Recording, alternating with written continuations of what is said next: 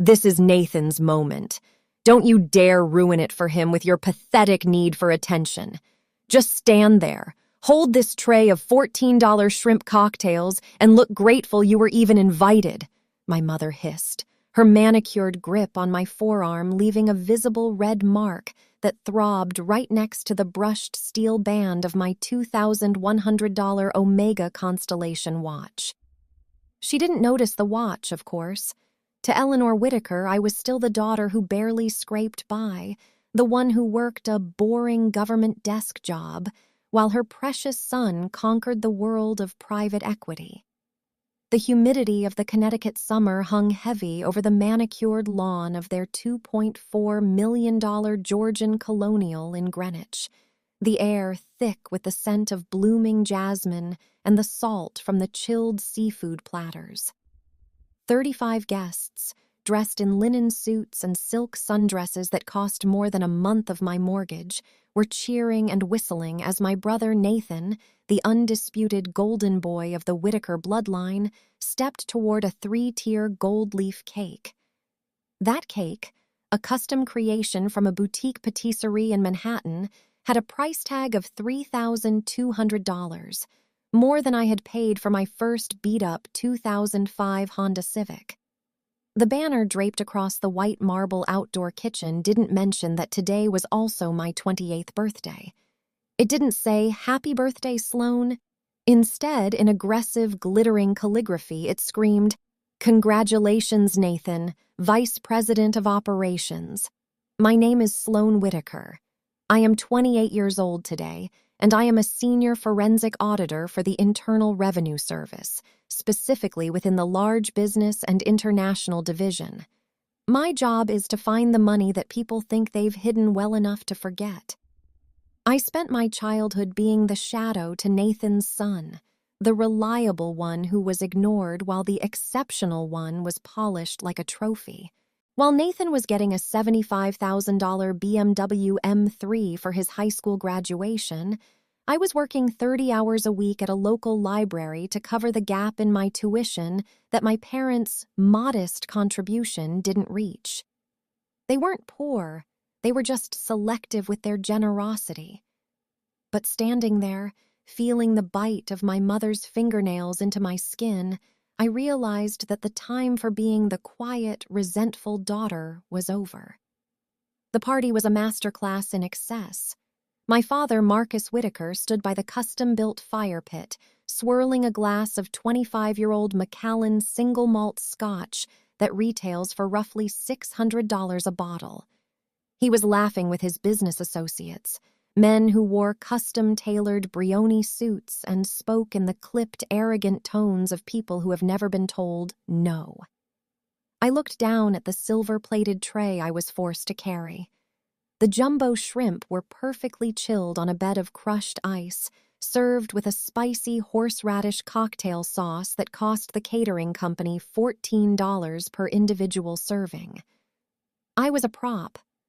I was the help they didn't have to pay, a convenient way to remind me of my place in the hierarchy before the real festivities began. My mother finally let go of my arm, smoothing her Chanel tweed shift dress with a look of utter disdain. "Go put those in the kitchen and see if the caterers need help with the champagne flutes. Try to be useful, Sloane. It's the least you can do considering we're letting you stay in the guest cottage this weekend." She didn't wait for a response. She never did. She glided toward Nathan, her face transforming into a mask of pure, radiant pride as she wrapped her arms around his shoulders. Nathan, looking every bit the corporate prince in his $1,200 Hugo Boss summer suit, flashed a smile that had been bought and paid for by 3 rounds of adult orthodontics. I walked toward the house, the gravel of the driveway crunching under my $450 Sarah Flint pumps, another detail my mother had missed. She assumed they were knockoffs from a discount department store. As I entered the cool, air-conditioned sanctuary of the kitchen, the silence of the empty hallway felt like a heavy blanket. I set the tray down on the sprawling white quartz island and took a long, steadying breath. My hand went to the slim, encrypted, government-issued laptop tucked inside my leather tote bag in the mudroom. For the past 6 months, I hadn't just been working on my assigned cases. I had been conducting a private, meticulous audit of Whitaker Development Group. It started when I noticed a discrepancy in a public filing, a small, almost invisible thread that, when pulled, began to unravel a tapestry of tax evasion, shell companies registered in the Cayman Islands, and a blatant misappropriation of funds that would make a Ponzi schemer blush. Nathan wasn't a vice president because of his talent. He was a vice president because he was the perfect fall guy, the one whose signature was on the most incriminating documents. I thought back to the Christmas of 2018 when I asked my father for a small loan of $5,000 to help with a down payment on my modest condo in Arlington. He had laughed, a dry, rattling sound, and told me that handouts breed weakness. 2 hours later, he gave Nathan a $15,000 Rolex Submariner just because he liked the way the green bezel looked. The unfairness wasn't just a feeling anymore. It was a calculated, documented reality sitting on my hard drive. I moved to the mudroom, pulled out my laptop, and sat on the bench where we used to put on our boots as children. The screen flickered to life, illuminating the dark wood cabinetry. I pulled up the final report. It was a masterpiece of forensic accounting. I had traced $4.2 million in undeclared income filtered through a fake nonprofit my father had set up to support local arts. The arts in question seemed to be the renovation of their vacation home in Aspen and the maintenance of a 50-foot yacht docked in Miami. Outside, I could hear the muffled sound of a toast being made. My father's voice boomed through the open French doors. To my son, Nathan, a man of vision, a man of integrity, and the future of this family's legacy. The roar of applause followed, a sound so hollow it made my teeth ache. I looked at the digital clock on my screen, 4:14 p.m. At 4:30 p.m., a scheduled email would be sent to the regional director of the IRS Criminal Investigation Division. It included every bank statement, every forged invoice, and every wire transfer record I had spent my nights unearthing. I felt a strange sense of calm. This wasn't just about the birthday they forgot or the slap in the face that was this party. It was about the fact that they built their kingdom on a foundation of lies while stepping on me to keep their shoes clean. I remembered my 7th birthday, when Nathan had accidentally pushed my cake off the table because I got the bike he wanted. My mother had scolded me for crying and making a scene, telling me that a lady stays composed. Well, I was composed now. I was the coldest, most composed person in this zip code. I closed the laptop and tucked it back into my bag. I walked back into the kitchen, picked up a fresh bottle of Veuve Clicquot from the Sub-Zero refrigerator, a bottle that cost $75, and grabbed a single crystal flute. I poured myself a glass, watching the bubbles rise with clinical precision. I didn't drink it yet. I walked back out onto the patio, the sun blindingly bright against the white stone. Nathan saw me and smirked, holding up his own glass. "Hey, sis! Thanks for the shrimp. Hope you're taking notes. Maybe in 10 years you'll get a promotion worth a party, too." "Congratulations, Nathan," I said, my voice as level as a horizon line. "You really have no idea what you've earned today." My father approached us, his face flushed from the scotch and the heat. He clapped a hand on my shoulder, his grip heavy and possessive. "Don't be bitter, Sloane. It's a bad look on a girl. Why don't you go find your mother and help her with the dessert service? The $400 a pound truffles are in the pantry." I looked at him, really looked at him, seeing the fine lines of greed around his eyes and the expensive dental veneers that hid a heart of rot. "Actually, Dad, I think I've done enough serving for one lifetime. I was just thinking about the cost of things."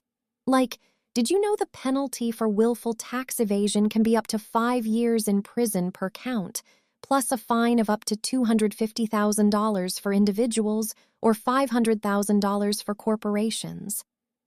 The smile on his face didn't falter, but his eyes narrowed. What are you babbling about? You've had too much sun. I'm talking about the $4.2 million you moved through the Whitaker Arts Foundation between 2021 and 2023, I whispered, leaning in so only he and Nathan could hear. And the way you had Nathan sign off on the 1099K forms that you knew were fraudulent. It's funny how integrity looks when it's printed on an indictment. Nathan's face went pale, the tan he'd gotten in Saint-Tropez suddenly looking like a cheap mask. He dropped his glass. It shattered on the flagstone, the $15 worth of champagne soaking into the porous rock. My father's grip on my shoulder tightened until it was painful, his knuckles turning white. You wouldn't, he hissed, his voice dropping an octave into a predatory growl. I already did, I said, checking my Omega. The file hit the director's inbox 2 minutes ago. By Monday morning, the warrants will be signed. By Monday afternoon, the forensic team, my team, will be at your office. I'm not just the daughter you ignored, Dad. I'm the auditor you didn't see coming. I took a slow, deliberate sip of the Veuve Clicquot. It tasted of crisp apple and absolute, unadulterated justice. I turned my back on their stunned, horrified silence and walked toward the guest cottage to pack my bags. I didn't need their inheritance. I didn't need their approval. I had the truth. And in my world, the truth is the only currency that actually matters. Family isn't blood. Family is the people who don't expect you to carry a tray at your own birthday party while they steal from the world. As I reached the edge of the lawn, I didn't look back. The Whitaker empire was a house of cards, and I had just provided the wind. The financial gap between my brother and me wasn't just a wide canyon of lifestyle differences. It was a deliberate, calculated insult that my parents wore like a badge of honor, a physical manifestation of who they believed was worth the investment and who was merely an obligation to be managed.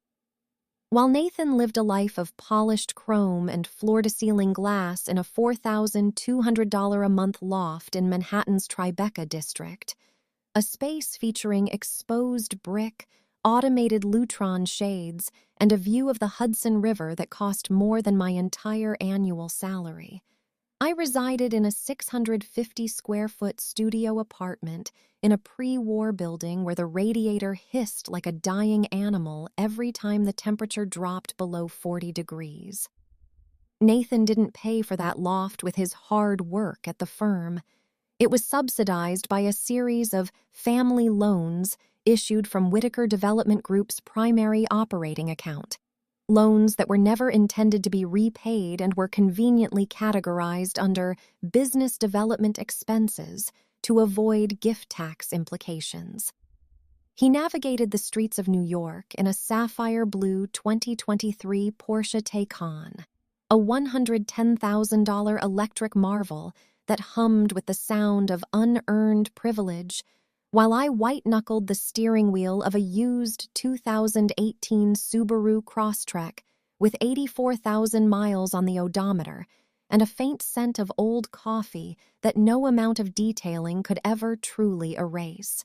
Every morning, while Nathan was likely ordering a $9 oat milk latte from a boutique cafe downstairs, I was already at my desk in the sterile, fluorescent-lit halls of the IRS building, pulling 70-hour weeks with a level of meticulousness that bordered on the obsessive. I didn't just work.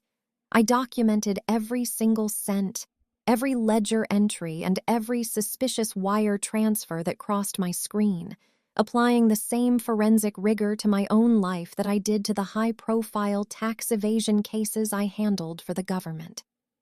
For 3 long years, I had been the silent ghost haunting the Whitaker Development Group's books, quietly and efficiently fixing the clerical errors that my brother's incompetence and my father's arrogance had left behind like a trail of breadcrumbs for any semi-competent auditor to find. I spent my weekends, the few hours I wasn't at the agency, staring at spreadsheets until my eyes burned, correcting misaligned depreciation schedules and cleaning up messy intercompany transfers that would have triggered an automatic red flag in a standard audit.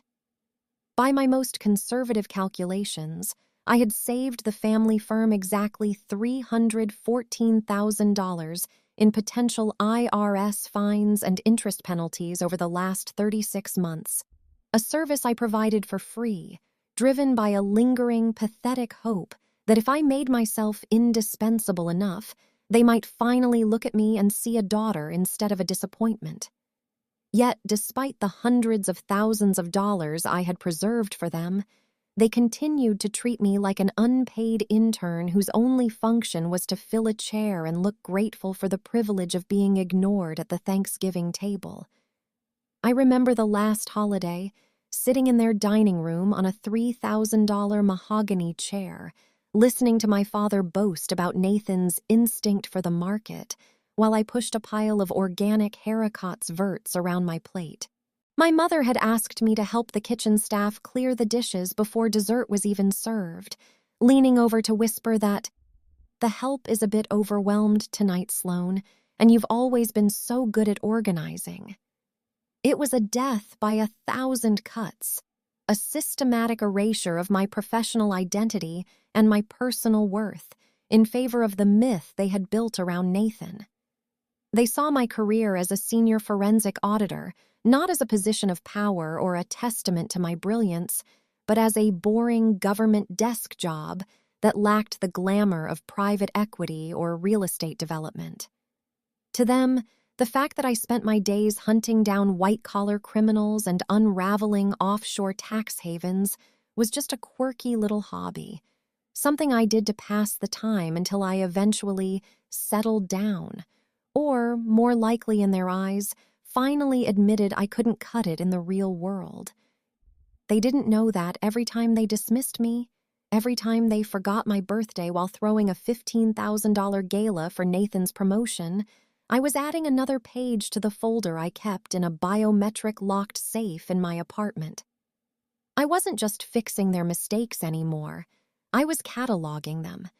I was keeping a precise record of the $45,000 marketing trip to Cabo San Lucas that was actually a bachelor party for Nathan's college roommate, and the $120,000 consulting fee paid to a shell company that shared a P.O. box with my father's favorite country club in Greenwich.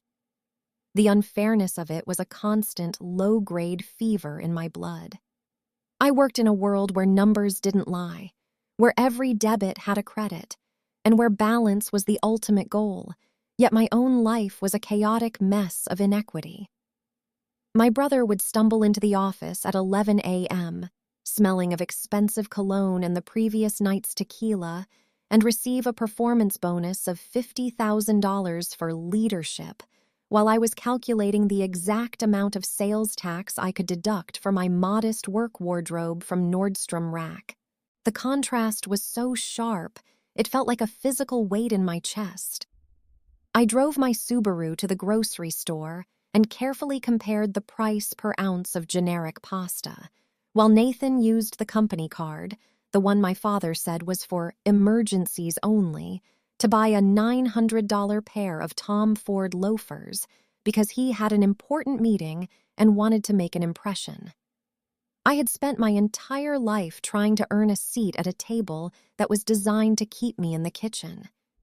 I had played the part of the dutiful, quiet daughter, the one who didn't make waves, the one who handled the mess so the family name could remain untarnished in the local society papers. I had watched as they spent $12,000 on a single weekend at the Ritz-Carlton in Paris for Nathan's graduation, while they debated whether or not my $40,000 student loan for my master's in accountancy was a wise use of family resources, eventually deciding I should handle it myself to build character. The hypocrisy was a suffocating fog that filled every room of that Greenwich mansion, a house built on the labor of people my father considered beneath him and maintained by the silence of a daughter he never bothered to understand.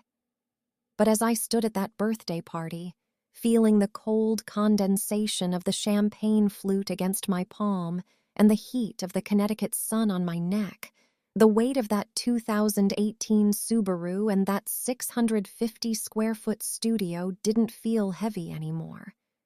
They felt like fuel. I had lived within my means.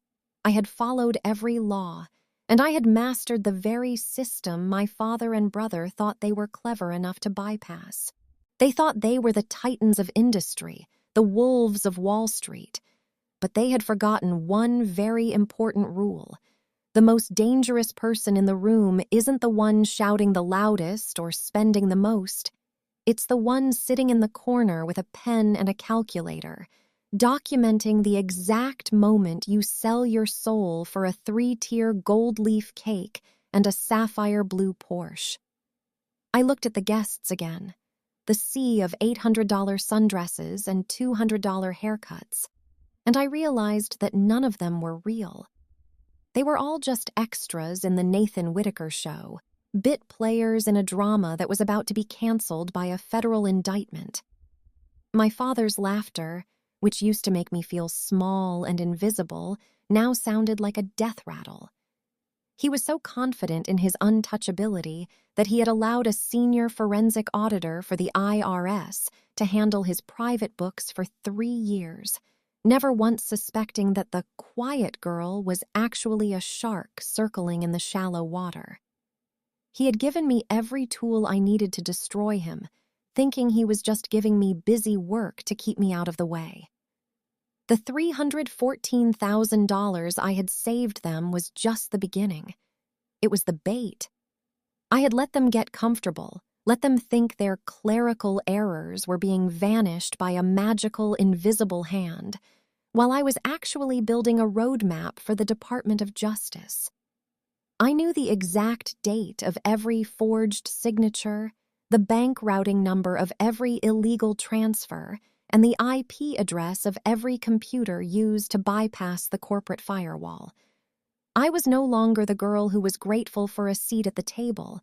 I was the person who was about to take the table, the chairs, and the entire house, and hand them over to the United States Treasury. As I watched Nathan take a large, arrogant bite of his gold leaf cake, I felt a surge of adrenaline that no amount of coffee or 70-hour work weeks could ever provide. The gap between us was about to close, and when it did, I wouldn't be the one falling into the abyss. I would be the one standing on the edge, watching as the sapphire blue Porsche and the Tribeca loft were seized by men in windbreakers with IRS printed in bold yellow letters across the back. It wasn't just business, and it wasn't just personal. It was an audit of the soul, and the Whitakers were about to find themselves completely bankrupt. The atmosphere of the evening had shifted from a celebration of success into a suffocating display of public execution, though I was the only one who seemed to realize the blade was already falling. The air on the rear terrace was thick, saturated with the cloyingly sweet fragrance of 3 dozen Casablanca lily arrangements, each bouquet costing roughly $250, and the heavy, dark scent of the 2018 Screaming Eagle Cabernet Sauvignon that was being poured into Riedel Sommelier crystal glasses at $400 a bottle. At exactly 9:42 p.m., the golden hour had long passed, replaced by the artificial amber glow of the recessed architectural lighting that bathed the stone patio in a deceptive, warm light. My father, Marcus Whitaker, rose from his seat at the head of the long mahogany table with a predator's grace, pausing to adjust his navy silk Hermes tie and smooth the lapels of his bespoke charcoal suit. He cleared his throat, a sound that commanded immediate silence from the 35 guests who were currently basking in the glow of the Whitaker family's hospitality. He held his glass aloft, the dark red liquid catching the light like a pool of fresh blood, and began the toast that would officially sever the final cord of my loyalty. The words he spoke were polished, practiced, and utterly devastating. He announced with a voice full of forced paternal pride that in light of Nathan's recent spectacular achievements and his promotion to vice president of operations, the board had decided to accelerate the succession plan. He declared that Nathan would be inheriting the full 45% stake in Whitaker Holdings immediately, a controlling interest that represented the heart of the family's real estate and investment empire. My breath hitched in my throat, a sharp, cold spike of adrenaline shooting through my nervous system, because those shares weren't his to give.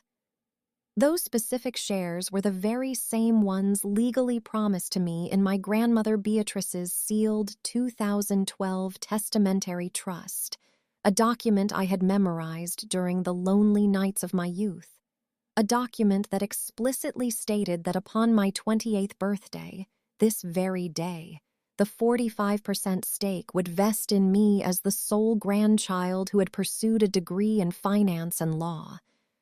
My father was standing there, in front of a gallery of the town's most influential power players, publicly gifting my inheritance to the son who had done nothing but bleed the company dry through consulting fees and failed tech investments. As the room erupted into a cacophony of rhythmic clapping and whistles of approval, the sound felt like a physical assault against my eardrums. Nathan, sitting directly across from me with a smirking, self-satisfied expression that made my stomach churn, didn't even have the decency to look surprised. Instead, he leaned over the table, his breath smelling of the expensive Cabernet and the dry-aged Wagyu beef we had just finished, and winked at me with a terrifying level of malice. "Someone has to keep the legacy alive, Sloane," he whispered, his voice low enough to stay beneath the roar of the applause but sharp enough to cut. "Dad knows the truth. You're just support staff. You're the one who cleans the floors. I'm the one who owns the building. Be a good girl and don't make a scene on my big night." He looked back at the crowd, basking in the adoration he hadn't earned, while my mother, Eleanor, let out a light, melodic laugh that sounded like breaking glass. She took a delicate sip of her drink, her eyes never once meeting mine, her entire posture radiating a cold, calculated indifference to the fact that her daughter was being robbed in broad daylight. The realization settled in my chest like a block of dry ice, searing and numbing all at once. It wasn't just about the money, though the 45% stake was valued at approximately $41.4 million based on the most recent Q2 internal valuation. It was about the total, systematic erasure of my existence. They hadn't just forgotten my birthday, they had used the occasion of my 28th year, the very milestone my grandmother had set for my independence, to perform a public lobotomy on my future. I looked down at my plate, at the remains of a truffle-infused risotto that cost $85 a portion, and I felt a strange, crystalline clarity wash over me. The betrayal was so complete, so profound in its audacity, that it moved past the point of anger and into the realm of clinical observation. I was a senior forensic auditor for the IRS. I spent my life looking at the ways people tried to circumvent the law, but I had never seen a heist this personal or this brazen. My father continued his speech, rambling on about the Whitaker bloodline and strategic continuity, while I reached into my leather tote bag beneath the table, my fingers brushing against the cold, matte surface of my government-issued encrypted phone. I knew exactly what was happening. My father had likely spent the last 6 months working with the family's longtime attorney, a man who billed $950 an hour to find legal loopholes in the fabric of morality, to suppress Beatrice's original trust and replace it with a fraudulent codicil. They thought that because I was the quiet one, the one who worked for the government and lived in a 650-square-foot studio, I wouldn't have the resources or the spine to fight back. They thought I would just take the $14 shrimp cocktails and the red marks on my arm and go back to my boring desk job while Nathan spent my inheritance on $20,000 a night villas in Ibiza. They were wrong.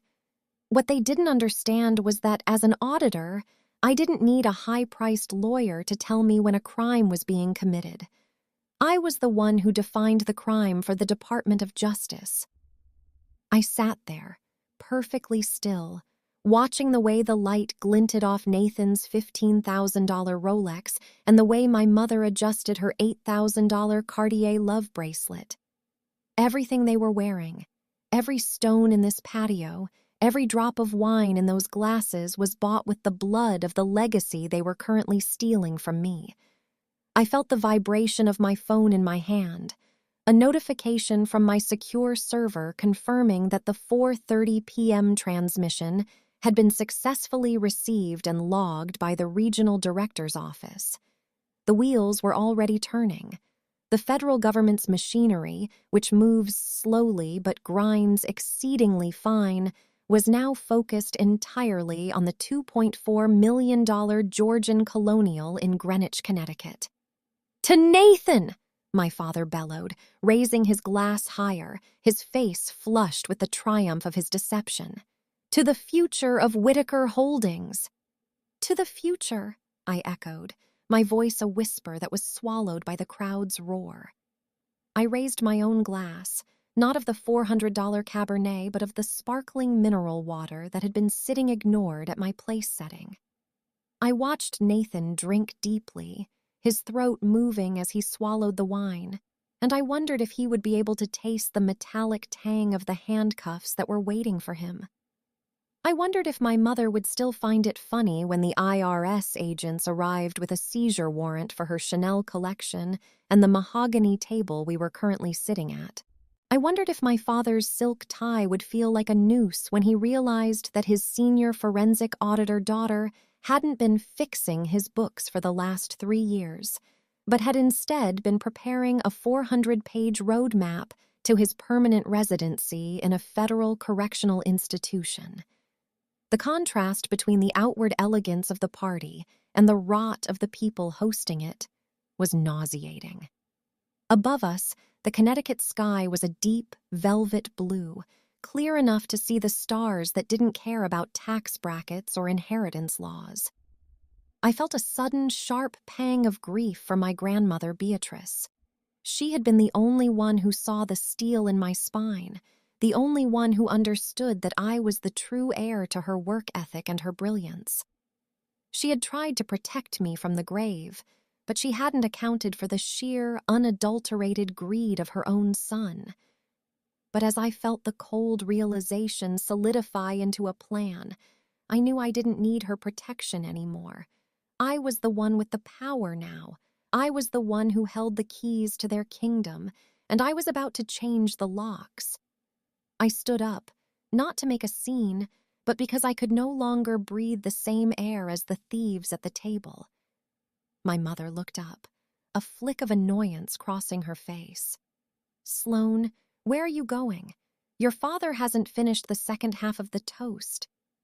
"I think I've heard everything I need to hear, Mother," I said, my voice projecting a calm that seemed to unnerve her for the first time in 28 years. I looked at my father, who was watching me with a mixture of suspicion and contempt. "Enjoy the Cabernet, Dad. It's a 2018, right? A very good year for acquisitions. But you should remember that in forensic accounting, we have a saying: the paper trail always outlives the lie, and your trail is especially long." I walked away from the table, the sound of my Sarah Flint pumps clicking rhythmically against the expensive stone, a countdown to the end of the Whitaker era. I didn't look back at the gold leaf cake or the $14 shrimp or the brother who thought I was support staff. I walked through the house, past the original oil paintings and the $12,000 Persian rugs, and out to the guest cottage where my bags were already packed. The ice in my chest had melted into a steady, burning flame of purpose. They wanted to talk about legacies? Fine. I would give them a legacy they would never forget. The legacy of the Whitaker who finally told the truth. I checked my watch one last time. It was 9:58 p.m. In exactly 36 hours, the world as they knew it would cease to exist. And as I sat on the edge of the bed in the guest cottage, the silence of the night felt like the first real peace I had known in a decade. Family isn't who shares your blood. Family is who doesn't plot to steal your life while you're sitting right across from them. The party was over, but for me, the real work was just beginning.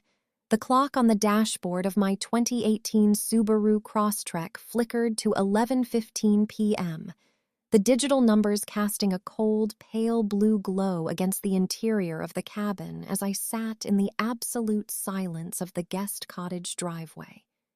The engine made a rhythmic, metallic ticking sound as it cooled down from the short drive, a stark contrast to the distant, muffled thumping of the bass from the outdoor speakers still playing at the main house where the Whitaker celebration continued without a second thought for the daughter they had just disinherited.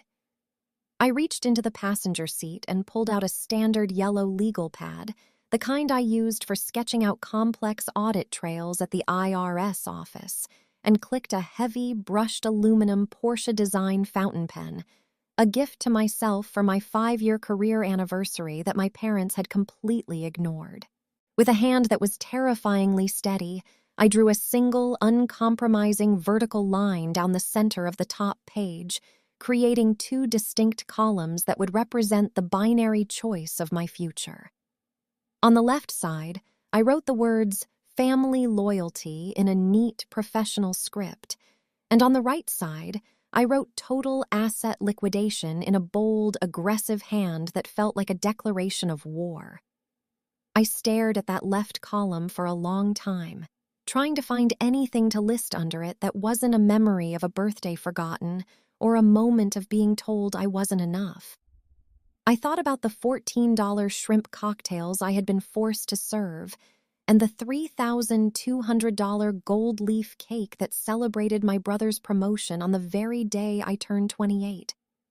I realized then, with a clarity that felt like a bucket of ice water being poured over my soul, that love was a currency the Whitakers simply didn't trade in. They only understood leverage, equity, and the cold mathematics of social standing. My father, Marcus, didn't view me as a daughter to be cherished, but as a liability to be mitigated, and my mother, Eleanor, saw me as an inconvenient mirror reflecting the parts of her life that weren't curated for a Newport garden party. There were no tears in my eyes, only a dry, burning sensation and a heartbeat that was as rhythmic and relentless as a ticking clock. I didn't cry because you don't cry over a failed transaction. You simply reevaluate the terms and prepare for a hostile takeover. I reached for my leather tote bag and pulled out my government-issued encrypted laptop, the weight of the device feeling like a weapon in my lap. The screen illuminated my face, highlighting the red mark my mother's nails had left on my arm, which had now faded into a dull, bruised ache next to my $2,100 Omega Constellation watch. I navigated past the biometric security and opened a hidden partition on the hard drive where I had stored the digital scans I'd spent the last 2 weeks unearthing from the Whitaker Development Group's internal server. These weren't just simple bookkeeping errors or the result of Nathan's legendary incompetence. These were high-resolution images of forged signatures on 3 different commercial loan applications totaling $5.8 million, as well as the 2012 trust documents that had been crudely altered to remove my name as the primary beneficiary. I looked at the digital grain of my father's signature on a document he thought had been shredded 5 years ago. A document that proved he had been embezzling from his own company to fund his failed venture in a boutique hotel chain in the Caribbean. I realized in that moment that I wasn't just a senior forensic auditor looking at a case file. I was holding the literal detonator to their entire $12 million empire, an empire built on a foundation of lies and maintained by the silence of the girl they thought they could break. The total valuation of Whitaker Holdings, including the $2.4 million Greenwich estate, the $1.1 million condo in Aspen, and the fleet of luxury vehicles like Nathan's $110,000 Porsche Taycan, was all tied to the liquidity of the very accounts I was about to freeze. I looked back at my legal pad, at the column for family loyalty, and I drew a single, thick, horizontal line through it, effectively closing the account forever. Under total asset liquidation, I began to list the steps with the cold precision of a surgeon. 1. File Form 211 with the IRS Whistleblower Office to secure my own legal standing and potential 30% recovery fee of all collected taxes. 2. Forward the metadata-stamped scans of the forged signatures to the Federal Bureau of Investigation's White-Collar Crime Division in New Haven. 3. Initiate a civil suit through a third-party firm to contest the 2012 trust based on the evidence of document tampering. The interior of the Subaru felt smaller now, charged with the energy of a storm about to break. I could see the lights of the main house flickering through the trees, the silhouette of my father's study window where he likely sat at his $15,000 antique desk, sipping his $600 scotch and thinking he had successfully erased his daughter's future. He had no idea that the support staff was currently dismantling his life piece by piece, document by document, from the front seat of a car he had mocked for being a reliable little toaster. I thought about the $314,000 I had saved them in potential fines over the last 3 years, and I felt a surge of grim satisfaction knowing that I would now be the reason those fines were tripled, with interest and penalties that would bankrupt the Whitaker legacy within 90 days. I clicked through the folders on my screen, each one representing a different fracture in their polished facade. There was the folder containing the records of the $120,000 consulting fees paid to a shell company in the Caymans, and another containing the personal credit card statements of my mother, Eleanor, showing $45,000 in luxury purchases labeled as office supplies for the company's non-existent charity wing. They had been so arrogant, so convinced of their own superiority, that they hadn't even bothered to use a sophisticated encryption for their illegal activities. They had just relied on the fact that no one would ever dare to look. But they had raised a daughter whose entire professional life was built on the act of looking where no one else wanted to. I remembered a specific conversation from when I was 14, sitting in my father's office while he explained the concept of acceptable losses to a junior associate on the phone. He had looked at me and said, "Sloane, in this world, there are people who make the rules and people who follow them. Always make sure you're the one holding the pen." He had meant it as a lesson in power, but he had failed to realize that by neglecting me and forcing me to find my own way, he had handed me a pen with much more ink than his. I was holding the pen now, and I was about to rewrite the entire history of the Whitaker family, starting with the fact that their golden boy was going to be the most famous inmate in the minimum security wing of a federal prison. The Subaru's clock turned to 11:32 p.m. I felt a strange sense of mourning, not for the family I was losing, because I had lost them years ago, but for the girl who had spent 28 years trying to be enough for people who were fundamentally hollow. I thought about the apartment I lived in, the 650-square-foot studio with the noisy radiator, and for the first time, it didn't feel like a sign of my failure. It felt like a fortress. It was a place I had paid for with my own salary, a place where no one could tell me I was support staff, and a place where I had built the skills necessary to become the Whitakers' worst nightmare. I looked at the sapphire blue Porsche Taycan parked in the main driveway, reflecting the moonlight like a predatory insect. That car was purchased with a loan that used my grandmother's trust as collateral, a trust that I now had proof had been illegally accessed. By Monday morning, that car would be a seized asset of the United States government. The $4,200 a month loft in Tribeca would be emptied. The $1,200 Hugo Boss suits would be traded for orange jumpsuits, and the name Whitaker would go from being a symbol of Greenwich prestige to a case study in the IRS training manual for forensic accounting. I closed the laptop and felt the quiet click of the lid resonate in the stillness of the car. I didn't need to stay in the guest cottage another night. I didn't need to participate in the family breakfast where they would undoubtedly continue to ignore my birthday while discussing Nathan's new responsibilities.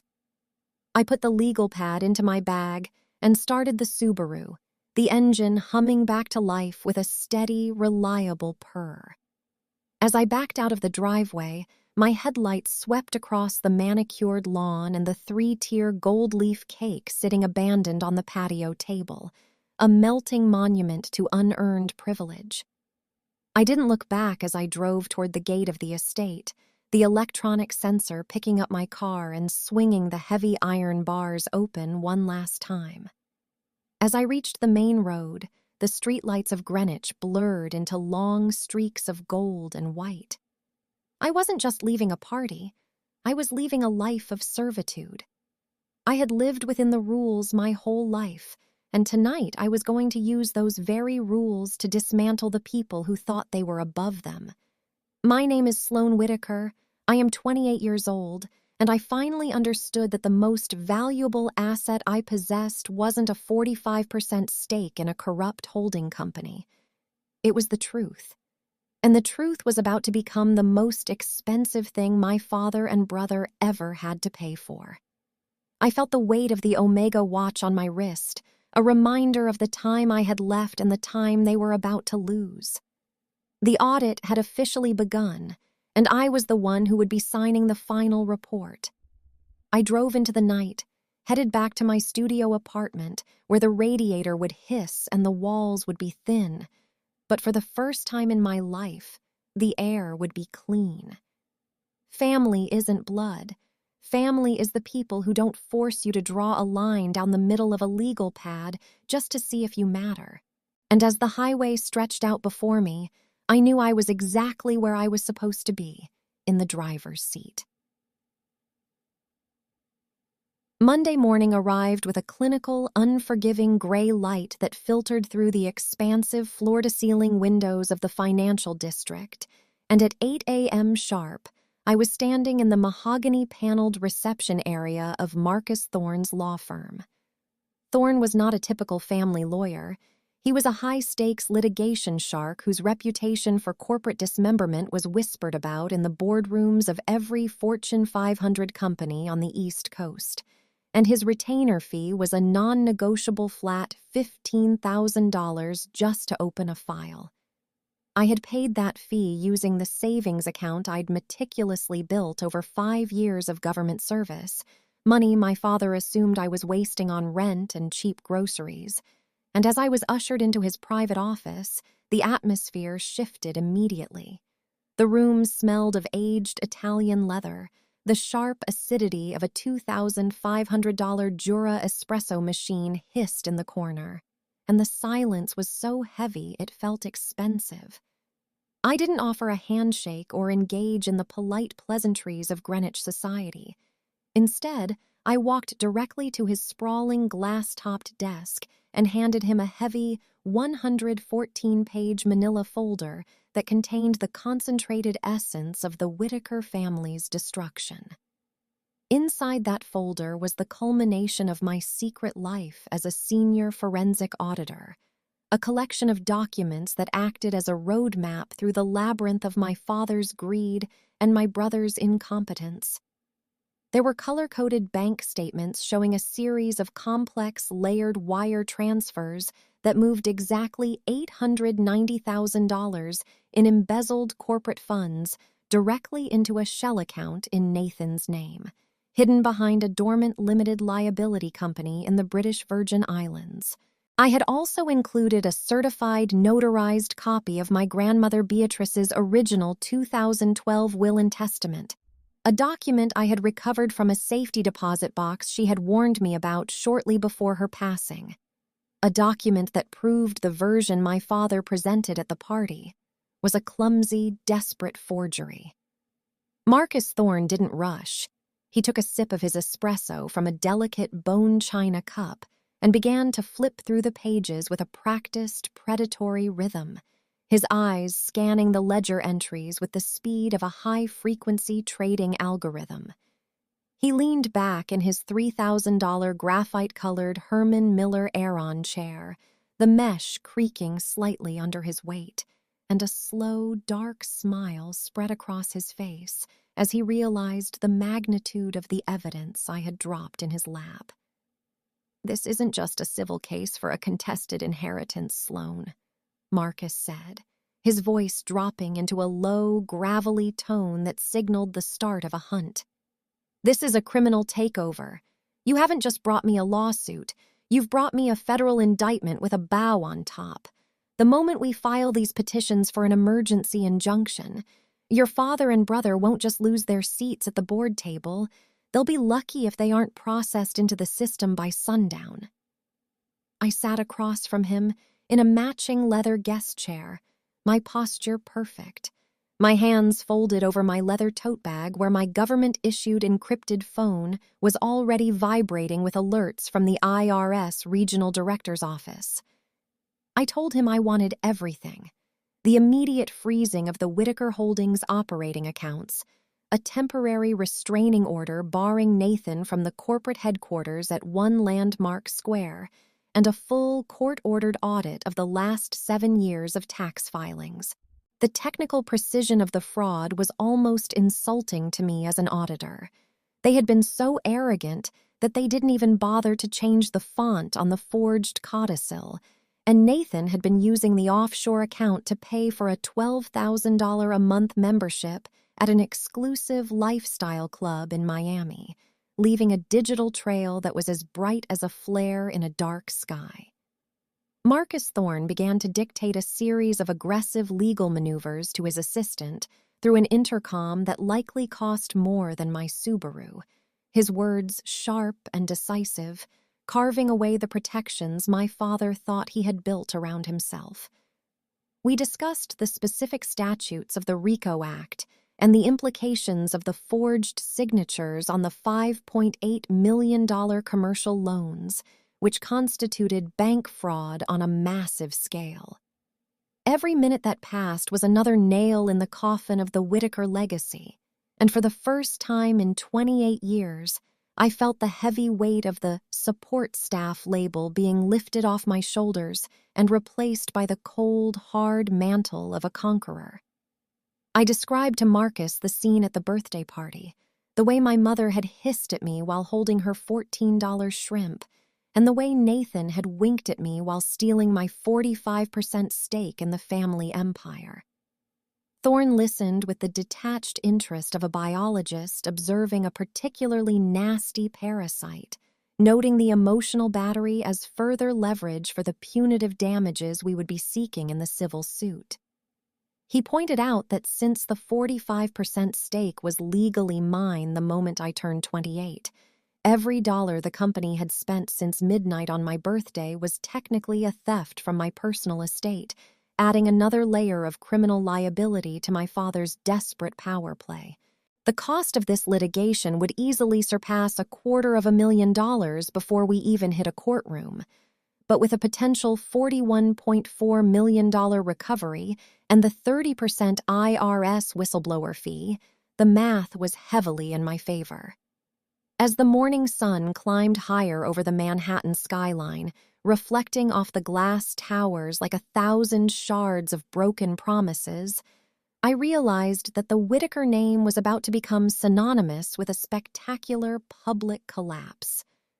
My father's $2.4 million Georgian colonial would likely be liquidated to cover the back taxes and penalties, and my mother's Chanel collection would be cataloged by a government appraiser with the same clinical indifference I was showing now. I watched Marcus Thorne print out the initial filing for the emergency hearing, the high-speed laser printer whirring in the background as it produced the documents that would strip Nathan of his vice president title before he even finished his morning workout at his luxury gym. There was no room for mercy in this office. There was only the cold, hard logic of the law and the calculated precision of a forensic audit. Marcus handed me a pen, a heavy, gold-plated Mont Blanc, to sign the verification of the complaint, and as I pressed the nib to the paper, I felt the finality of the act. I wasn't just Sloane Whitaker, the ignored daughter.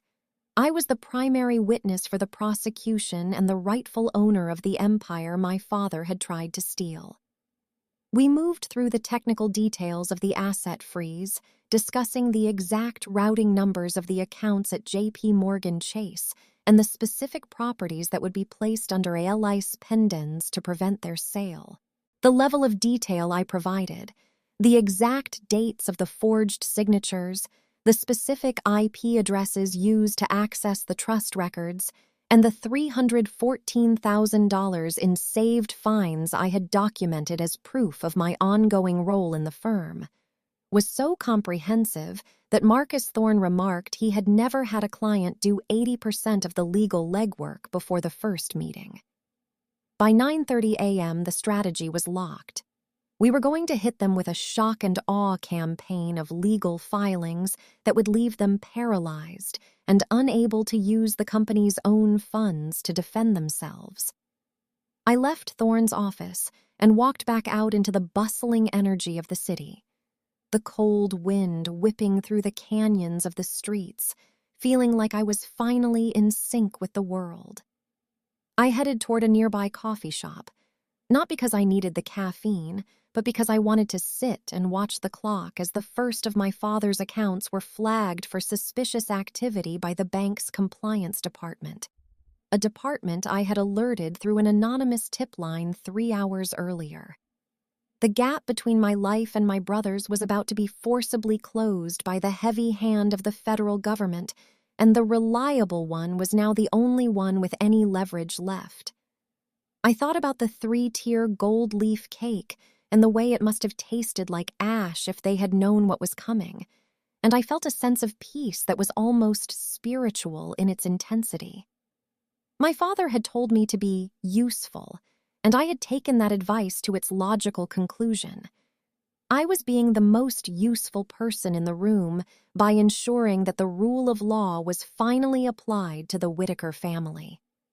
Family isn't a shield you get to hide behind while you commit crimes. Family is a set of expectations, and the Whitakers had failed every single one of them.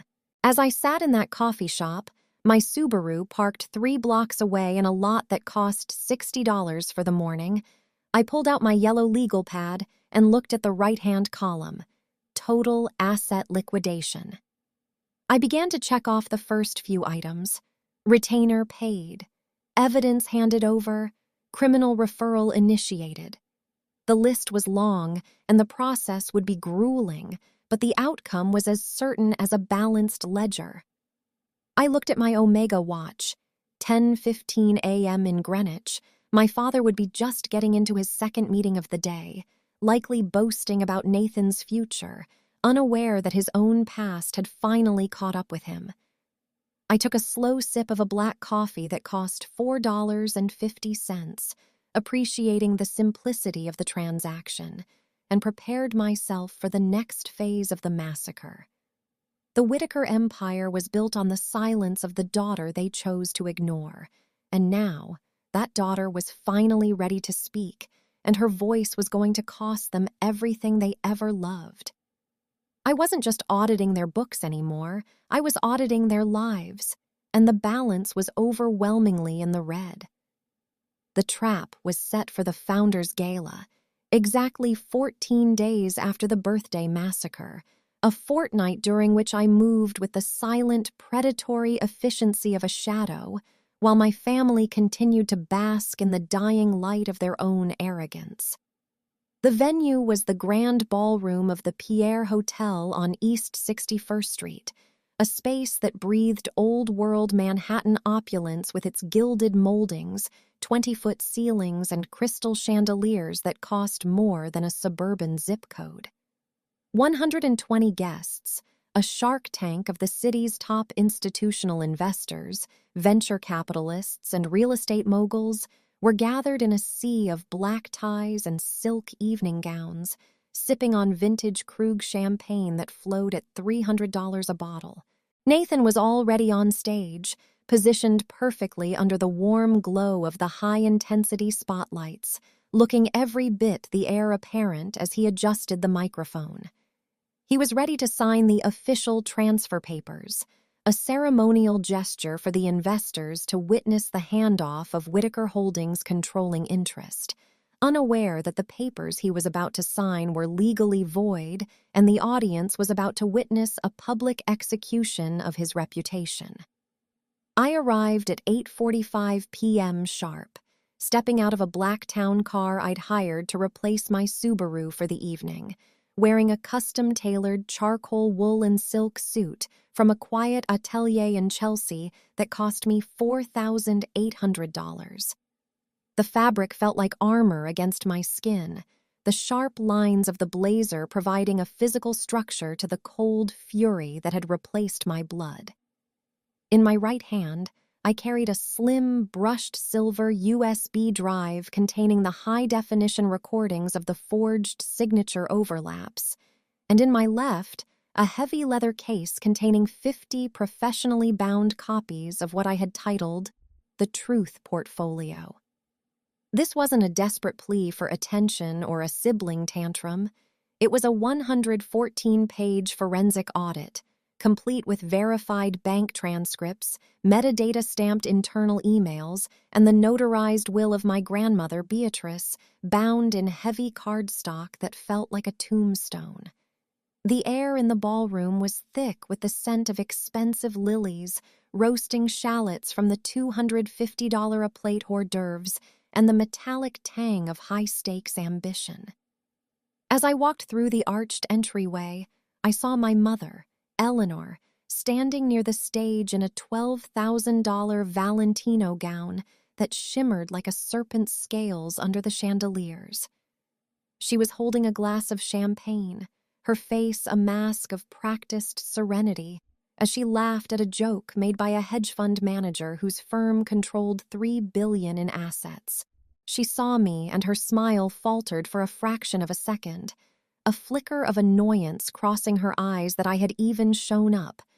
But she quickly smoothed it over, likely assuming I was there to beg for a crumb of the legacy she was helping Nathan steal. She had no idea that I wasn't there to join the party. I was there to end it. I moved through the crowd with clinical precision, bypassing the waiters carrying silver trays of beluga caviar on buckwheat blinis, and began to distribute the first 10 copies of the Truth Portfolio to the men sitting at the primary investor table, the lead architects of the Whitaker capital structure. I didn't say a word as I handed them the folders. I simply placed them on the white linen tablecloth next to their $150 crystal water goblets. I watched as the first man, a senior partner at a private equity firm who had known my father for 20 years, opened the cover and saw the bold-faced heading, Audit of Whitaker Holdings, Evidence of Systematic Embezzlement and Document Forgery. His eyes widened, his hand freezing on his glass of scotch, and as the silence began to ripple outward from his chair, I moved to the next table. On stage, Nathan was beginning his prepared speech, his voice booming through the $50,000 Meyer sound system. My father always taught me that a legacy isn't something you inherit, it's something you build, he lied, his $15,000 Rolex Submariner catching the light as he gestured broadly to the room. I reached the sound booth at the back of the hall, where a young technician was monitoring the levels. I handed him the silver USB drive along with a $500 cash tip and a formal-looking government authorization form I'd printed on IRS letterhead. A bluff that worked perfectly in a room full of people terrified of the federal government. "Change of plans for the visual presentation," I whispered, my voice steady and devoid of emotion. "Play the file labeled Exhibit A on the main projection screens the moment he picks up the pen." I turned back to the room and continued my rounds, handing out the portfolios to the city's most influential journalists and legal observers I had personally invited under the guise of a major corporate announcement. By 8:55 p.m., 45 copies were in the hands of the very people who held the power to destroy my father's credit rating and Nathan's future. The atmosphere in the ballroom began to shift from celebratory to suffocatingly tense. The low hum of polite conversation was replaced by the sharp, frantic whispering of people realizing they were standing in a sinking ship. I saw my father, Marcus, standing at the side of the stage, his face turning a mottled shade of purple as he noticed the yellow and white portfolios appearing in the hands of his biggest backers. He began to move toward me, his stride aggressive, his $2,000 loafers clicking sharply against the polished parquet floor. "Sloane, what the hell is this?" he hissed, grabbing my arm with the same bruising force he had used at the birthday party. "You hand those out and I will ensure you never work in this town again. I will bury you so deep you'll forget your own name." I looked down at his hand on my sleeve, then up into his eyes, which were wide with the panicked realization that he no longer controlled the narrative. "You already tried to bury me, Dad," I said, my voice projecting clearly enough for the nearby table of investors to hear every syllable. "The problem is, you forgot I'm an auditor. I'm very good at finding things that were meant to stay underground. You should probably go stand by Nathan. He's about to sign a confession in front of 120 witnesses." At that exact moment, Nathan reached for the gold-plated fountain pen sitting on the mahogany podium. As his fingers touched the pen, the 3 massive 20-foot LED screens behind him flickered and died, replaced instantly by a high-resolution split-screen image. On the left was the signature from my grandmother's original 2012 trust. On the right was the blatant forgery from the document Nathan was holding, with a red forensic overlay showing the 98% deviation in stroke pressure and slant. Below the images, in bold black letters, were the wire transfer records showing the $890,000 move from the corporate tax escrow account to Nathan's private shell company in the British Virgin Islands. The silence that hit the grand ballroom was absolute, a vacuum of sound that seemed to suck the oxygen out of the room. Nathan froze, the pen hovering inches above the paper, his face turning the color of ash as he stared up at the evidence of his own crimes projected in 40-foot-high clarity. The investors stood up as one, the scraping of chairs against the floor sounding like a volley of gunfire.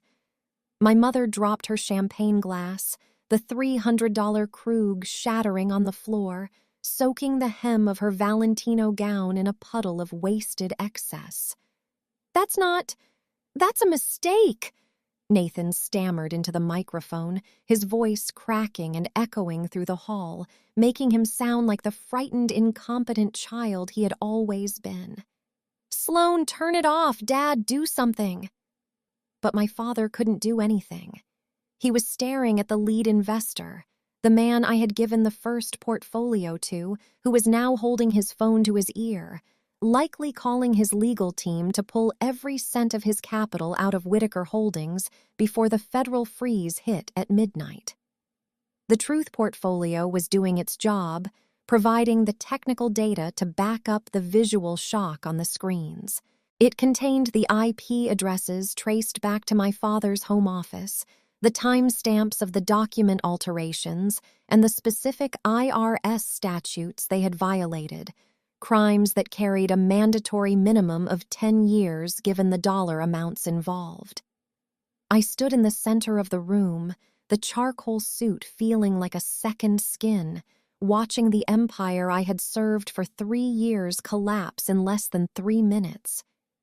This was the reality of forensic accounting. The truth doesn't need to shout, it just needs to be documented. The $12 million empire was now a liability, a toxic asset that every person in that room was desperate to distance themselves from. I watched as the first 2 agents from the IRS Criminal Investigation Division, men I had coordinated with for 14 days, entered through the back of the ballroom, their windbreakers stark and ugly against the Pierre's gold leaf. "Nathan Whitaker? Marcus Whitaker?" the lead agent called out, his voice cutting through the rising murmur of the crowd. The gala was over. The golden boy was being led off the stage not with a promotion, but with a Miranda warning. As they passed me, Nathan looked at me with a mixture of hatred and pure, unadulterated terror, and I simply adjusted my watch, the $2,100 Omega they had ignored, and turned toward the exit. I walked out of the Pierre Hotel and into the crisp, cool air of a Manhattan night, the city lights reflecting off the hood of the waiting town car. I had been the support staff for 28 years, the girl who cleaned up their messes and fixed their books while they laughed at my boring life.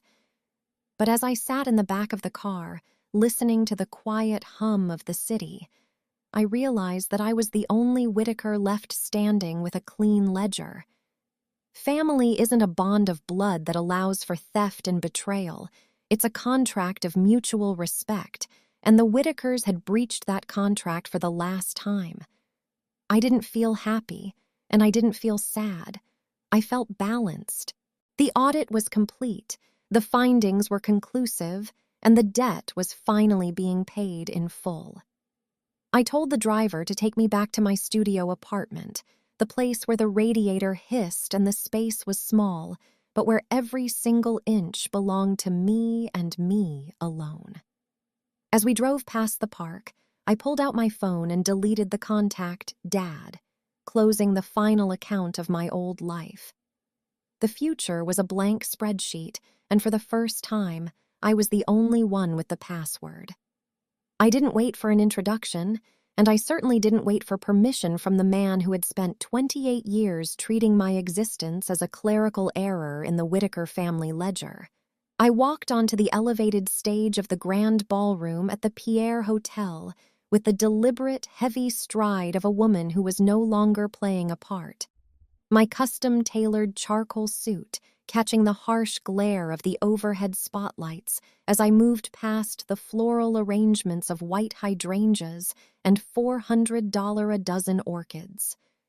Nathan was already holding the gold-plated Mont Blanc pen, his hand hovering over the ceremonial transfer papers, his face glowing with a self-satisfied, unearned triumph that made my skin crawl. I reached out and took the microphone from the mahogany podium with a firm, practiced grip, and the ambient noise of 120 of the city's most powerful investors, the low hum of clinking silverware against fine bone china and the rustle of silk evening gowns, dropped into a sudden vacuum-like silence. I stood there for a heartbeat, looking out at the sea of tuxedos and diamonds, and then I spoke, my voice coming through the $50,000 Meyer sound system with a terrifying clinical steadiness that didn't waver for a single decibel. Before my brother signs for a legacy that isn't his, and before any of you commit another dollar of your capital to a sinking ship, let's talk about the $892,415 currently missing from the Whitaker Holdings Employee Pension Fund, I said, the words cutting through the air like a forensic scalpel. The silence in the room shifted from curious to lethal as the weight of the dollar amount settled over the crowd, and I didn't give them a chance to recover. I gave a sharp, imperceptible nod to the AV technician in the back booth, the young man I had tipped $500 in crisp 20s earlier that evening to ensure absolute loyalty, and signaled him to execute the override. Instantly, the 3 massive 20-foot high-definition LED screens that had been displaying a glossy, pre-recorded video of Nathan's supposed corporate achievements flickered and died, replaced by a glaring, high-contrast projection of the forged signature documents I had spent the last 6 months cataloging. The gasp from the crowd was audible, a collective intake of breath that sounded like a rush of wind through dry leaves as they stared up at the digital evidence of the fraud. My mother, Eleanor, who was standing in the front row in a $12,000 Valentino gown that shimmered like a serpent's skin, let her hand slip, and her crystal champagne flute fell from her manicured fingers. The glass shattered with a violent crystalline explosion on the polished marble floor, the $300 a bottle vintage Krug champagne splashing against her hem, but she didn't even look down. Her eyes were fixed on the screen where a red-line forensic analysis showed the exact points where my father's signature had been crudely traced over Nathan's digital footprint. I stepped toward the edge of the stage and handed the first bound copy of the Truth Portfolio, the 114-page audit that detailed every illicit wire transfer to the British Virgin Islands, directly to the lead investor, a man whose private equity firm held a $50 million stake in our family's developments. He took it with a hand that was noticeably shaking, his eyes darting from the stage to the documents, and I watched as Nathan's face turned a sickening, translucent shade of gray that I have only ever seen on the gills of a dead fish washed up on the shore of the Long Island Sound. The technical reality of the massacre was beautiful in its precision. The projected images didn't just show the forgery, they showed the metadata timestamps from the internal server at one landmark square, proving that the documents had been altered at 2:14 a.m. on a Tuesday when only Nathan's biometric keycard was registered in the building. I didn't need to shout to be heard. The numbers on the screen were screaming for me, shouting about the $120,000 consulting fees paid to a shell company and the misappropriated funds used to pay for Nathan's $110,000 sapphire blue Porsche Taycan. I looked over at my father, Marcus Whitaker, who was frozen at the side of the stage, his face a mottled, angry purple that clashed with his bespoke silk tie. His hands clenched so tightly into fists that his knuckles looked like white stones. He tried to take a step toward me, to reclaim the microphone and the narrative, but the sheer momentum of the revelation held him in place like a physical barrier. This was the moment of total asset liquidation I had sketched out on my yellow legal pad in the front seat of my Subaru, the moment where the support staff finally presented the bill for 28 years of silence and service. I stood my ground as the lead investor flipped to page 42 of the audit, the page that detailed the specific bank routing numbers for the offshore accounts, and saw the look of cold, professional predatory interest replace the shock on his face. He wasn't a friend of the family anymore. He was a creditor watching his collateral go up in flames. Nathan tried to speak, his mouth opening and closing with no sound coming out, the gold-plated pen still clutched in his hand like a useless relic of a world that had ended the second I stepped onto the stage. The humidity in the ballroom seemed to rise, the scent of the lilies becoming cloyingly sweet and suffocating as the 120 guests began to murmur, a low, rising tide of indignation that signaled the death of the Whitaker reputation in real time. I continued to speak, my voice cool and detached, describing the $314,000 in potential fines I had quietly fixed over the last 3 years, Fines that would now be reinstated with interest and penalties that would bankrupt the holding company's liquid reserves within the week. I pointed to the screens, highlighting the $892,415 embezzlement from the pension fund, explaining with surgical accuracy how the money had been moved through a series of marketing expenses that didn't exist. This wasn't just a betrayal of a daughter. It was a felony-level breach of fiduciary duty that carried a mandatory minimum sentence in a federal correctional facility. I felt a surge of adrenaline that was cleaner and sharper than any drug, a feeling of absolute, unadulterated power that came from being the only person in the room who knew exactly how the story was going to end. As the second and third copies of the audit were passed down the rows of investors, the atmosphere in the Pierre Hotel shifted from a high society gala to a crime scene. I watched as three men in suits, men I knew were the legal counsel for the largest shareholders, simultaneously pulled out their phones to initiate the emergency freeze orders on the Whitaker accounts. My brother looked at me then, his eyes wide with a mixture of hatred and a pathetic, childlike confusion, as if he still couldn't understand how the girl who served the shrimp could be the one who dismantled his life. But that was the flaw in their design. They had spent so much time making me invisible that they never realized I was the one who had the best view of the rot at the foundation. The shattering of the glass on the floor was the only music the evening needed, a percussion of failure that marked the end of the Whitaker dynasty. I reached into my pocket and pulled out my government ID, the gold seal of the IRS glinting under the lights, and I placed it on the podium next to the microphone. "I am Sloane Whitaker," I said, "and for the last 3 years, I have been the senior forensic auditor watching your every move while you thought I was too insignificant to notice. The audit is closed, the findings are verified, and the federal warrants were signed at 4:30 p.m. this afternoon."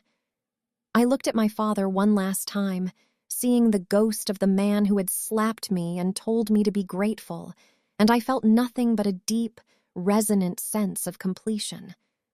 The room was no longer silent.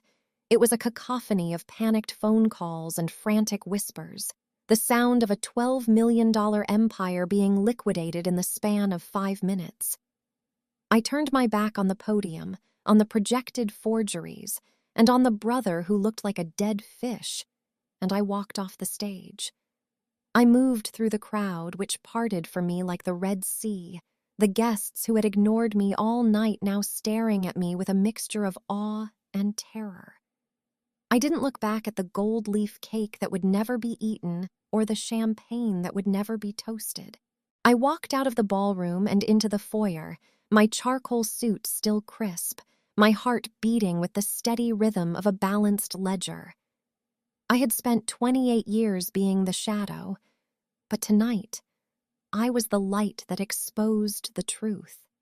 And the truth was that the Whitakers were bankrupt in every way that mattered. Family isn't a license to steal your children's future, and as I pushed through the heavy brass doors of the hotel and into the cool Manhattan air, I knew that I had finally earned the only thing they could never give me: my own name, untarnished and independent. The audit was over, the debt was collected, and for the first time in my life, I wasn't just support staff. I was the one in control of the final report. By 2 a.m., the opulent, gold-leafed world of the Whitaker family had completely disintegrated, replaced by the cold, flickering fluorescent lights of high-stakes legal consequences and the quiet, rhythmic scratching of pens on official statements.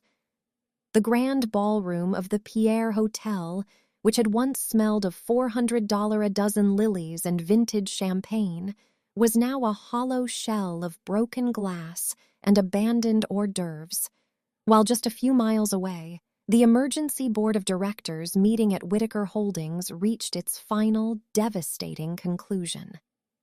In an emergency session conducted via an encrypted video link, the board acted with the swift, unsentimental precision of a guillotine, stripping my father, Marcus Whitaker, of his chairmanship and his voting rights effective immediately, citing a total breach of fiduciary duty and the undeniable evidence of document tampering I had provided. While the board was dismantling his professional life, my brother Nathan sat in a windowless, sterile interview room at the 19th Precinct, his $1,200 Hugo Boss suit wrinkled and smelling of stress sweat as he was questioned by two seasoned detectives from the Financial Crimes Division. They didn't care about his promotion or his golden boy status. They only cared about the $892,415 missing from the pension fund and the specific IP addresses that linked the forgery to his personal laptop.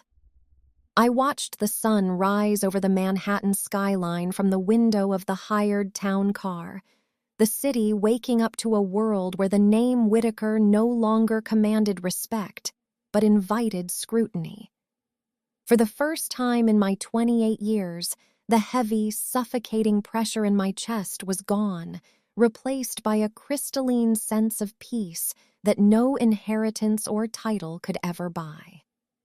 I spent the weekend in my 650-square-foot studio, not hiding, but meticulously preparing for the transition, watching the news reports of the Whitaker scandal scroll across the bottom of the screen while I sipped a cup of tea that cost pennies.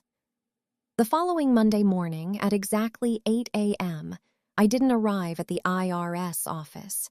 Instead, I walked into the lobby of One Landmark Square, the headquarters of Whitaker Holdings, carrying only my leather tote bag and the keys I had been legally granted as the now majority shareholder and interim chief executive officer. I moved into my new office, the sprawling corner suite on the 42nd floor that had once belonged to my father. Not as an interloper, but as the woman who had earned every square inch of that view through years of silent observation and technical mastery. The office smelled of cedar and success, featuring floor-to-ceiling windows that looked out over the Long Island Sound, a view that was no longer a symbol of my exclusion, but a testament to my survival. I spent the morning replacing the $15,000 antique mahogany desk with a clean, modern workstation that suited my analytical mind, clearing out the remnants of my father's arrogance to make room for a new era of transparency. There were no clerical errors to fix anymore, only a massive cleanup operation that would take months to complete. But for once, I was the one directing the forensic team, and every person who walked through my door addressed me with the professional respect I had been denied for a lifetime. My living situation changed just as dramatically as my professional standing, though I chose my new home with the same calculated restraint that defined my work as an auditor. I purchased a quiet 2,000-square-foot penthouse in a discreet pre-war building on the Upper West Side for $3.8 million, a price that was well within the liquid assets I had recovered from my grandmother's trust. The space is filled with light and high ceilings, featuring a private terrace where I grow my own herbs and a kitchen with high-end sub-zero appliances that I actually use to cook for myself. There are no $14 shrimp cocktails here, and no one screams at me to be grateful for the scraps they throw from the table. The silence of my home is a luxury more valuable than any gold leaf cake. It is the sound of a life built on my own terms, free from the toxic expectations of people who saw my worth as a variable they could manipulate. I received a letter from my mother's attorney 2 days ago, a desperate, rambling plea for family unity and a request for a $500,000 allowance to maintain the Greenwich estate while my father's personal accounts remain frozen by the federal government. I didn't even finish reading it before I forwarded it to Marcus Thorne with a single-sentence instruction. The Whitaker accounts are to be handled with strict adherence to the court-ordered liquidation schedule, no exceptions for sentiment. My mother, who once looked at me with such disdain in her $12,000 Valentino gown, is now learning the hard lesson that appearances cannot pay a $45,000 a month mortgage or maintain a staff of housekeepers. She is finding out that when you build a life on a foundation of lies, the collapse doesn't just take your dignity, it takes your lifestyle with it. Nathan's situation is even more dire, as the Department of Justice officially filed charges of wire fraud, bank fraud, and embezzlement against him, with a trial date set for next spring. He spent 48 hours in a holding cell because my father couldn't access the funds for his $250,000 bail, a poetic irony that I'm sure wasn't lost on the man who once mocked my used Subaru. His sapphire blue Porsche Taycan was seized by the IRS as a suspected asset purchased with stolen funds, and his Tribeca loft has been listed for sale by the court-appointed receiver. He is no longer the prince of private equity. He is a cautionary tale in a charcoal jumpsuit, a man who realized too late that a legacy built on theft is just a debt waiting to be collected. Standing on my terrace tonight, watching the lights of the city flicker like 1 billion data points on a global ledger, I thought about the girl who sat in her car at 11:15 p.m. with a yellow legal pad and a broken heart. I realized that the choice I made wasn't between my family and my career. It was between my blood and my dignity, and in that equation, dignity is the only asset that doesn't depreciate. I had spent 28 years trying to balance a scale that was rigged from the start, trying to find a way to make them love me that didn't involve erasing myself. But you cannot audit a heart that is fundamentally bankrupt, and you cannot find loyalty in people who only value you for what you can do for them. The Whitaker Empire, as it was known for 3 decades, is dead. What remains is a leaner, more honest company that bears the same name but operates under a completely different set of values. I've implemented a mandatory transparency protocol and a profit-sharing plan for the employees whose pensions my brother tried to steal, ensuring that the wealth we create is built on a foundation of integrity rather than exploitation. My father still calls from his lawyer's office, leaving voicemails where he oscillates between begging for mercy and threatening to disown me, seemingly forgetting that I was the one who disowned him first. I don't delete the messages. I keep them as a reminder of the man I never want to become, a man who lost everything because he couldn't stand to see his daughter succeed on her own merits.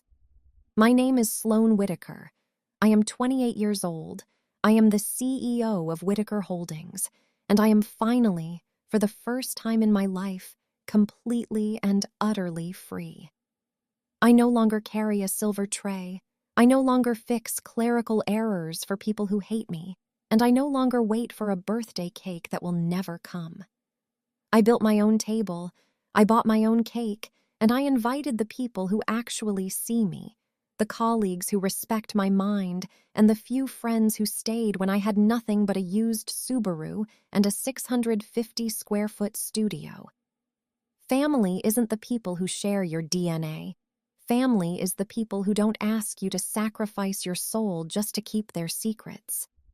The audit of my life is finally complete, and for the first time, the numbers are exactly where they need to be.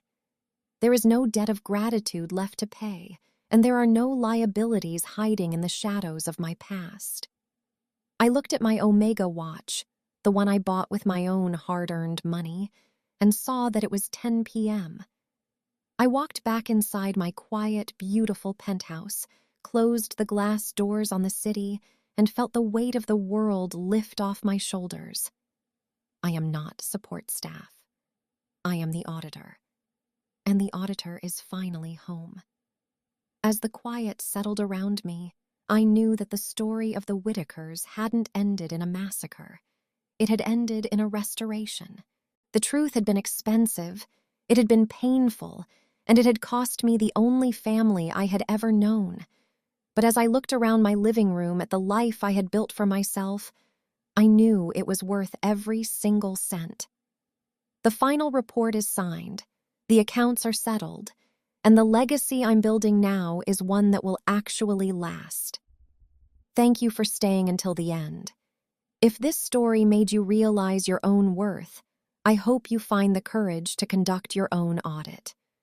Because sometimes the only way to save yourself is to let the rest of it burn.